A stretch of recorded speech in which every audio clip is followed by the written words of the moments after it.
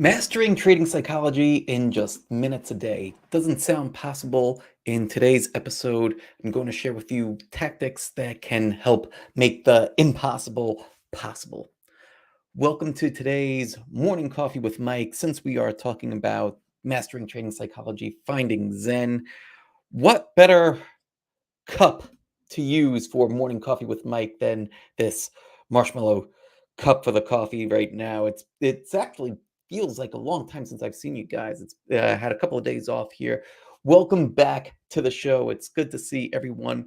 We will get into mastering trading psychology in just minutes a day, but first, I want to share a bit that goes into trading psychology. So earlier in the week, I did a survey. Why do 95% of traders fail? And I'm going to read to you some of the results. First, I'm going to take a sip. Good coffee.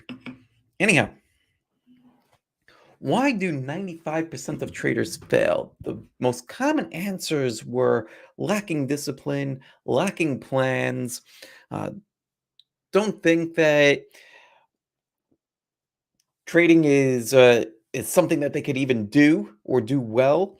Uh, Thinking that trading is easy, not having the right kinds of expectations. Those were some of the more common answers. I think that the reason why 95% of traders fail is because of access. That might come off a little controversial. Access. Well, why do you think that 95% of traders fail because of access? The reason why is because you couldn't just decide to do surgery today and walk into an OR tomorrow.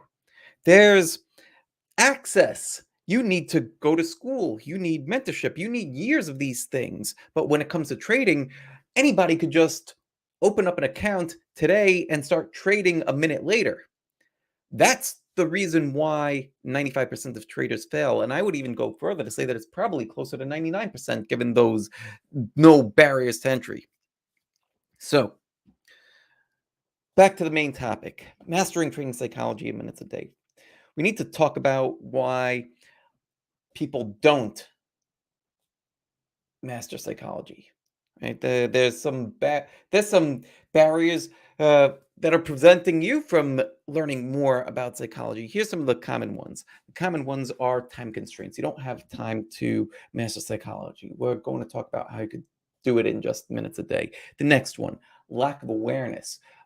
People don't understand about psychology. They think that that it's airy fairy, that it's not something that can tangibly help them in trading. Number three, perception of complexity. That psychology mindset that it's this complex thing. It takes years. You need to go to school to become a psychologist. No, you don't need to become a psychologist, a psychiatrist, or any of that in order to explore your own trading psychology.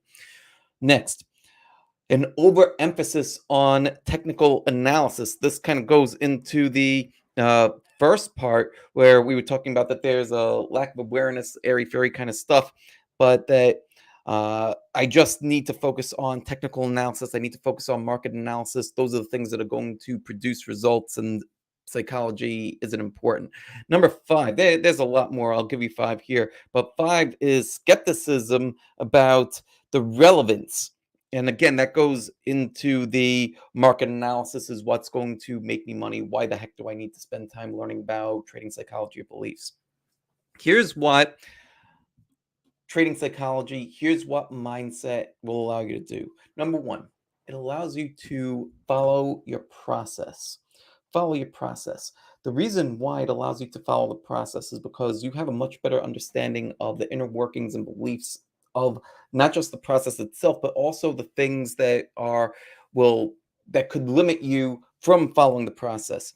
Here's an example. Even a gardener needs to know what weeds there are in the field before they're going to plant something, right? A gardener wouldn't just go and take a brand new plant, put it into the field full of weeds. So, if we are going to learn about trading and how to make money and pull money out of the market consistently, we need to weed our mental garden so that way we're able to trade well. Trading is a game of probabilities. There's no certainty when it comes to trading. We're dealing in the realm of probabilities. So, since we're dealing with probabilities, we need to understand that we could do everything right and not get a result every single time. Conceptually, that makes sense to a lot of people. Reading that in a book makes a lot of sense. Actually going off and applying that, often doesn't. And in the moment, it can often feel like, am I doing this right? Am I following process? My P&L is going down. Well, if we're focused on P&L versus process, then that's where things tend to go off the wheels. Number two, awareness of beliefs, what and how you think. What do you think is important? Well, when you're trying to build an edge in the market, your edge is the thing that is going to allow you to play the probabilities and then come out ahead in the end. If you are not aware of the different beliefs that you have, then you could take wrong actions in allowing that edge to play out. Number three, trading can have any rules that you want to have. Trading doesn't have to be complex. You can make trading as simple or complex as you want. You could trade on your own time. You don't need to be in front of the markets all day long. You don't need to be in front of the charts all day long, or you can. Maybe you like the concept of day trading. Maybe you like the concept of scalping it and moving very, very quickly. All that's okay. Maybe you don't want to be bothered with any of that. Maybe you want to do research and analysis at night on weekends and then put trades on and not look at them during the day. That's what I like to do. Maybe you want to go out much further. All that is okay. You could come up with whatever rules you want. The only thing that's important is that your set of rules is actually leading you to the result that you want. Number four, when it comes to overemphasizing technical analysis, that problem, it's actually technical analysis is important. I find it to be important, but it's not as important as position sizing and risk management. You could be dead right on a trade, but if you are sizing inappropriately, that could do one of two things. Either one, that big winner that you have won't have much of an impact because you're sized too small, or the other way, if you are sized way too big and that trade goes against you, then guess what? You blew up your account. You don't allow yourself for the probabilities to play themselves out. That all this stuff is all mindset psychology related. And then the last part, well, we already spoke about with a gardener needing to know about different weeds, right? Like you might be skeptical of psychology and not think that it's important, and maybe you are getting results already. I would say that even if a gardener walked out onto a field that's been already perfect, they still need to know how to identify weeds so that way when they pop up, they're not just going to let it sit there and grow. They're able to pluck that thing out. So even if you are already doing well, having an understanding of mindset and beliefs is important. So how can you get started with mindset, with beliefs, and finding this quote unquote trading zen? I want to give you a few steps that will only take a few minutes a day to get yourself started. Okay, first thing that you're going to do, you're going to grab a pen and something to write with. Step number two, you're going to move. A lot of us are not mobile all day long. A lot of us might be in the same environment all day long, whether you're doing an office job or let's say that you are somewhere already working outside and you are moving around. It's a good idea to change your environment, get up and move. That does a few things for you. Our physicality and our mentality are linked. So if, for example, well, let's say that you are an office employee. I was an office employee for many, many years, so I know how this feels. You're sitting at your desk, you're at your desk all day long, and then it's time to do your mindset work. Well, let's say that you're going to meditate. And it's just like, okay, the alert on my watch went off. Time to meditate. I'm just going to sit here, same position, and then see what happens. No, what you want to do is get up and move, because as you are moving, you are literally changing your biochemistry. By moving, you are starting to release endorphins, the same kind of stuff for how when you are exercising. This is one of the reasons why physical exercise, is so good for us, because you're not just improving your physical health, it's improving your mental health by the release of endorphins, and you're getting more and better clarity. Great. So you get up, you move, go find a different spot to be in. I like to sometimes do this outside when it's nice out. Today's a gorgeous day. I was going to do this whole show outside. I My house overlooks a gorgeous park, and there's an event going on outside today, of course. So better to have a uh, nice quiet office here to do this. But I like to be outside if I'm going to meditate, or if not, then I could still get up, I could still move around. And after that, then I could go and I could sit. After we've moved and we're sitting, the next thing to do is to begin to slow down our breathing. Be very intentional with your breathing. In through the nose, hold it, deep breathing, out through the mouth. Do that several times. Do it 5 times, right? Like, if you want to attach a number to it, do it 5 times. Then from there, close your eyes, and you want to focus. You want to focus on the sounds that are around you.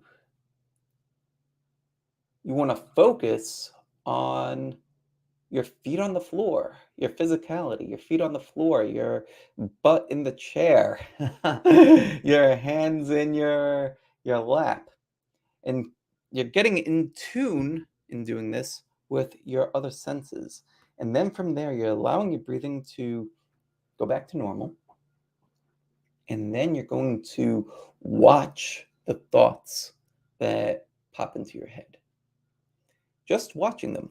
So often we associate ourselves with our thoughts, just like it's easy to associate ourselves with trades too. During this meditation, we're observing thoughts. And by observing thoughts, we're able to just see the thought, let it go. We don't have to hold on to the thought. And it's in that letting go process that we start to have a certain detachment from the thought. That's part of the ways that the this practice can start to help. Part of it too is the discipline of doing it, and that it's quick. So building a habit of doing this each day, you're building a new habit, you're focusing on this, and it's only taking you minutes a day. The purpose of the journal, the pad and the paper, is so that way when you're finished with your meditation, right? So you're sitting there, you're observing thoughts. You might have a timer on, so that way, if you need to be somewhere else, you can say that, okay, I want to do this for 5 minutes. I want to do this for 10 minutes. However long you want to dedicate, perfectly okay. Your timer goes off. Let's say that there's things that came up during your meditation. Now you can jot them down, journal your thoughts. When we write, when we journal, it literally takes what's inside and makes it outside. It takes our internal thoughts and makes them external. When we go and we look through our journals later on, then we're able to more objectively observe our thoughts. You don't have to journal every time that you meditate. The pad and the paper is meant to you to have that just in case. just in case. I like to journal as its own practice as well. But in this instance, it's good to have it as a just in case. This whole practice you're able to do for just a few minutes a day. How long did we say to that you'll be meditating for? 5 minutes, right? Like with the whole eyes closed part. Maybe it takes you another the first 5 minutes to get up and move somewhere, if that long, right? So you're talking about 10 minutes a day. You have 10 minutes a day to improve your level of clarity, to improve uh, your level of calm, to improve your stoicism, to begin to create a level of detachment from your thoughts. And it gives you a level of objectivity. You don't have to believe every thought that pops into your head. For example, let's say that you're in a trade, right? You wrote out a plan, you know your entry, you know your stop loss, you know your target. You're in this trade, but you're having a bad day. You're having a bad day. You pop open your broker, you see a P&L down. You start to second guess the plan. Maybe you're not even thinking about the plan. Maybe you're just thinking, oh crap, my account is down. I better go see what is happening to my trade. Oh, there was some kind of news item. Maybe I should sell. Maybe I should do this. Maybe I should do that. You're not even thinking about the plan. But all these thoughts are racing in your head. A meditation mindfulness practice like we just discussed helps you to detach from those kind of thoughts. It's just that little bit of detachment from to give yourself a little bit of space where you could just stop yourself from that and then think, well, what was the plan? What was the plan? And then you could go look at what your original plan was, and 9 times out of 10 you'll go and you'll see that, you know what, this action that I'm seeing in the market right now is perfectly normal and well within the plan. It's just a pullback, maybe it's a shakeout. It's not affecting how I'm going to operate. It's not in the plan, so just it is what it is. That's it. Then you move on with the rest of your day, and you're a bit calmer and end up with a bit more money in your pocket because you ended up following your plans. So those are my thoughts on how you can begin to master trading psychology for just minutes a day or within minutes a day, and how you can do that part time. And how do I know that you can do that part time? Because that's what I did when I was trading part time uh, many years ago. So, questions. See what questions are coming in. I'll go through Instagram, you guys over there on YouTube and Facebook, LinkedIn, Twitter, get your questions in.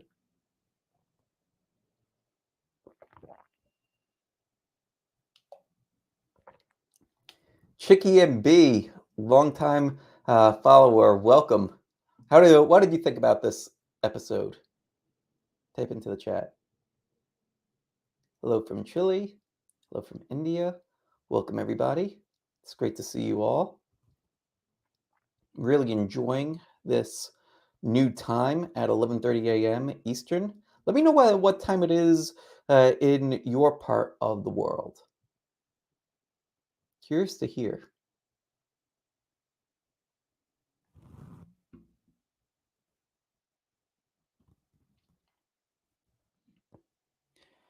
Okay, here's a question from Instagram. Someone asking, how can I start my stock market journey? The way that you could start your stock market journey is to begin to figure out what it is that you want. Well, what do you want? Are you trying to compound money over time, a longer term period of time? Are you hoping to trade full time, make it a career? Are you thinking about day trading? Are you thinking about managing money for yourself? Are you thinking about managing money for other people? Do you have any kind of idea like that? If so, then that can start to put you down different paths. Another thing that you could do is to begin your education, begin reading. There's several books that I would recommend you read. Of course, I'm going to recommend my own book, The Trading Mind Wheel, which, as you could tell, I'm rereading myself and making notes in. The Trading Mind Wheel is available on Amazon, Barnes& and Noble, and everywhere else that books are sold. Go get it. It gives you a blueprint for how to trade successfully, especially if you are just starting out and especially as a part-time trader. Other books that I would recommend too. Market Wizards by Jack Schwager if you want to get exposed to a wide array of trading edges and trading systems. Jack Schwager interviewed many of the best traders on the planet and got their insights, put them in a book called Market Wizards. I would highly recommend checking that out. And then there's several other books that I would recommend too, but I'd say start with those, especially if you are just beginning.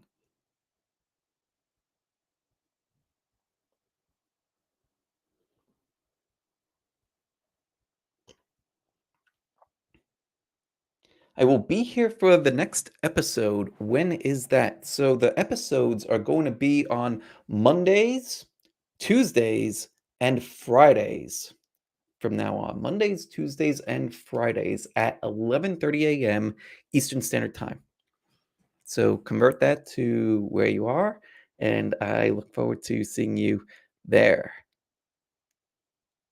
Question about how to deal with limiting beliefs. So, the first thing to do is to write out all of your beliefs. Write out all the beliefs that you have about trading, all the beliefs that you have about money, and all the beliefs that you could think of that you have about yourself. Maybe you have a belief that I'm a good person, I'm smart, I'm a brother, I'm a father, all these types of beliefs that you have. I'm a Catholic.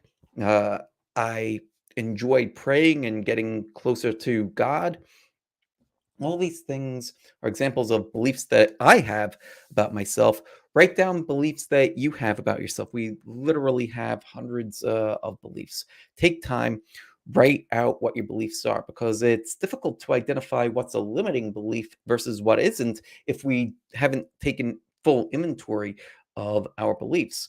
An example of a limiting belief would be a belief that is limiting you from your objective, whatever your objective is. It doesn't necessarily have to be trading, but because this is a trading show, we'll keep it on trading. Let's say that you have an objective that says that you want to become a full time trader. Great. You take inventory of your beliefs, and one of your beliefs came from a relative, let's say, and that belief says that trading is a bunch of BS and that there's a lot of shysters out there that are trying to take your money. And you have this belief. Are you going to be successful with trading if you're holding on to this belief or worse?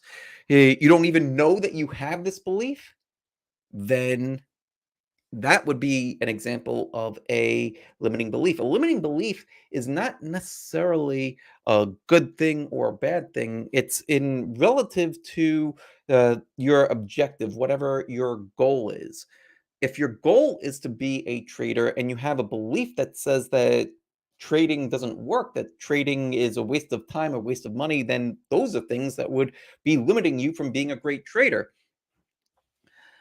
If you don't care about trading, if you have no aspirations to be a trader, then those beliefs aren't really limiting you from being a trader because you don't want to be a trader, right?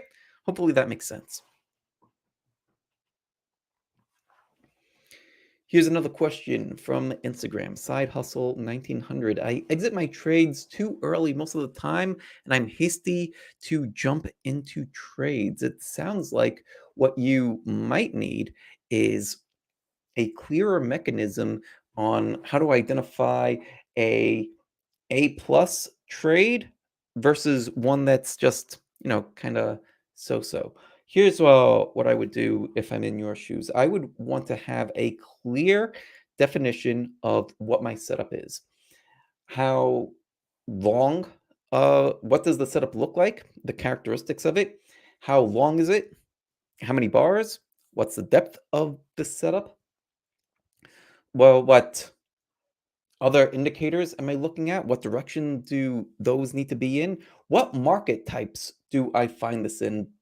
Does the setup appear in uptrending markets? Does it appear in sideways? Does it appear in downtrending markets? Which way should the market be moving for the setup to perform well? Then I would start to think through, well, what would take this setup from being a good setup to being a great setup?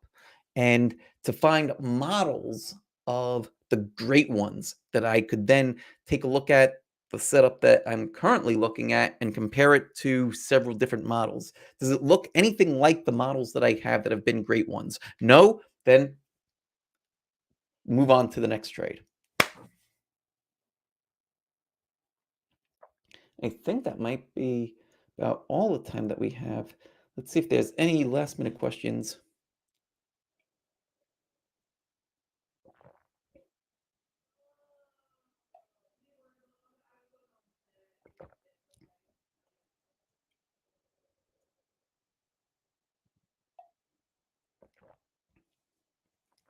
Okay. Last question here is, how can I trade with more confidence? There's lots of ways to trade with more confidence. The big theme in my book, The Trading Mind Wheel, is about confidence. And so, where does confidence come from? Confidence, large part of confidence comes from competence. Confidence comes from competence. If you know what you're doing, then you will naturally be very confident. If you've never been in a fight before, would you feel confident stepping into the ring? Probably not, right? I wouldn't be very confident going into the ring. I would if that's something that I signed up for, but I wouldn't be very confident about it. If I've been training for many years and I get into the ring, will I be confident? Well, I'll have a lot more confidence. I might not know if I'm going to win, but my mindset will be that I'm going to win. I have the tools to win. I've done the training, I've done the practice. I have a strategy. I have all the tools at my disposal to win. So I'm putting myself in a position where I should be confident to win that fight. Same thing applies in trading. Have you developed your skill sets? What are the skill sets that are needed? That's why I wrote this book, The Trading Mind Wheel: 8 Essential Skills for Trading Mastery. Goes into depth into each one of the trading skills, gives the mindsets that needed for each of the trading skills, shares many of the objections that I had myself when learning these skills, because I didn't there was no book that just said, here's all the different skills that you need for trading. There's different edges. There's lots of great books out there, but well, what I learned was fragmented. I learned uh, sizing and risk management from one person. I learned analysis from somebody else. I learned psychology from somebody else.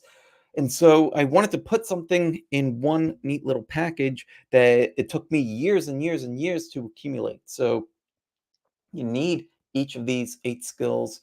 Go grab the Trading Mind Wheel. It'll teach you all about the skills, how to acquire them, and how to begin developing each of those skills. I think that that's a great place to end it. So want to say thank you so much for joining me today. Have a great weekend, and I'll see you back here on Monday, 11:30 a.m. Eastern Standard Time. Take care. Much love. Peace out, everybody.